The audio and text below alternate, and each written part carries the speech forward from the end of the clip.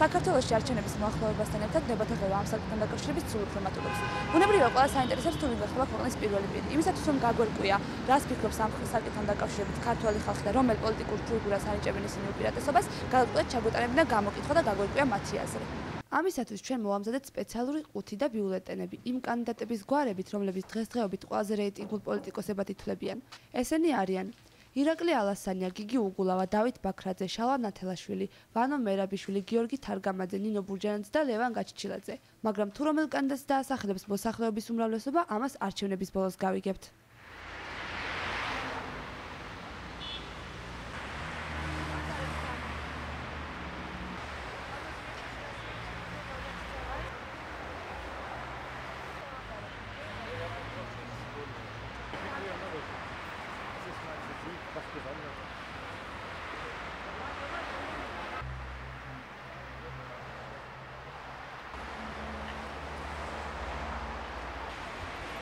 რა თქმა უნდა, მოსახლეობის აზრი ამ საკითხთან დაკავშირებით მთავარია, მაგრამ ასევე საინტერესოა, რას გვიწინას წარმეტყველებენ სპეციალისტები.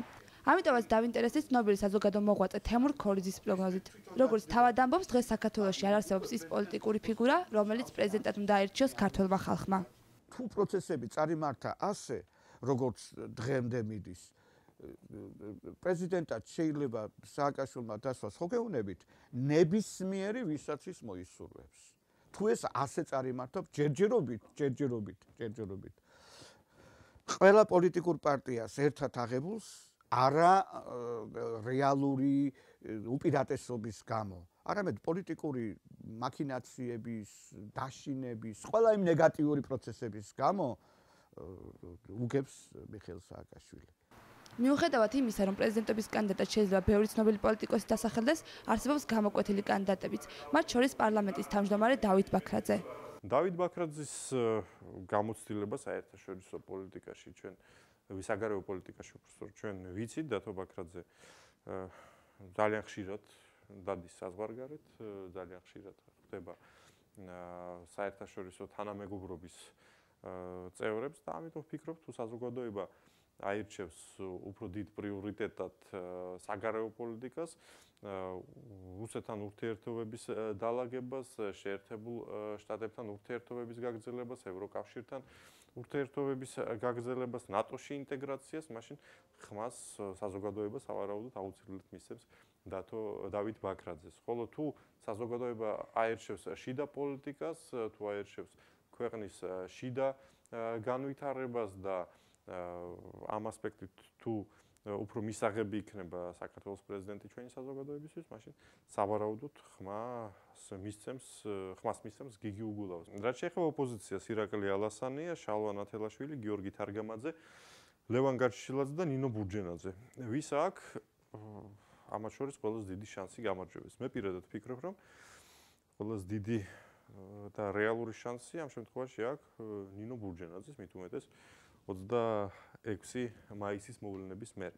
საინტერესოა ასევე გავიგოთ, რას ფიქრობს საქართველოს მომავალ პრეზიდენტზე არასამთავრობო ორგანიზაცია ერეკლე მეორე საზოგადოების თავმჯდომარე არჩილ ჭყოიძე. ნუ ახლა ისეთ ტურბულენტურ ეპოქაში გვიწევს ჩვენ ცხოვრება, რომ ძალიან რთულია, რომ განსაზღვრო 2013 წელს რა იქნება. შეიძლება აქ დასახელებული პიროვნებებისგან არც ერთი არ გახდეს საერთოდ პრეზიდენტი და აბსოლუტურად უცნობი სახე გაპიარება მოხდეს. მე ვფიქრობ, რომ მაინც პრეზიდენტი გახდება ის, ვისაც ექნება დასავლეთის მხარდაჭერა და მათ შორის ამერიკის შეერთებული შტატების. დანარჩენი რაც შეეხება ისევ ოპოზიციონერებიდან, თუ გამოვყოფთ, ისევ შეიძლება გამოვყოთ ირაკლი ალასანია, შეეხება ახლა აქ არის გაჩიჩილაძე, არის კიდევ გიორგი თარგამაძე, მე ვფიქრობ, მათ ამ დღეისათვის დღევანდელ დღეს არანაირი შანსი არ გააჩნიათ, რომ იბრძოლონ საერთოდ საპრეზიდენტო კანდიდატურისთვის. ყველაზე რეალური, ყველაზე ესეთი წონოსანი ფიგურები დღესდღეობით, კიდევ ერთხელ მინდა ვთქვა, მაინც ყავს ნაციონალურ მოძრაობას და უფრო კიდევ შევაჩერებდი ჩემს მოსაზრებას, რომ გიგი უგულავა და ვანო მერაბიშვილი. ჩვენი ეგრეთ წოდებული საპრეზიდენტო არჩევნების დასრულდა. თუ რა შედეგით, ამას ერთად ნახავთ.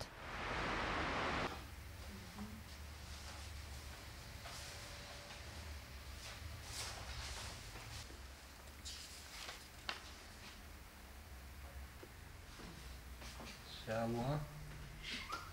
მიღებული შედეგების თანახმად საზოგადოების აზრით გიგი უგულავა გახდება საქართველოს მომავალი პრეზიდენტი. ჩვენ შევეცადეთ ჩაგვეტარებინა მაქსიმალურად ობიექტური გამოკითხვა, მაგრამ როგორც ვთქვით, საზოგადოების აზრი მაქსიმალურად ცვალებადია, ხოლო არჩევნებამდე კიდევ 2 წელია დარჩენილი. ასე რომ თუ ვინ გახდება საქართველოს პრეზიდენტი, ამას უკვე 2013 წლის ბოლოს გავიგებთ.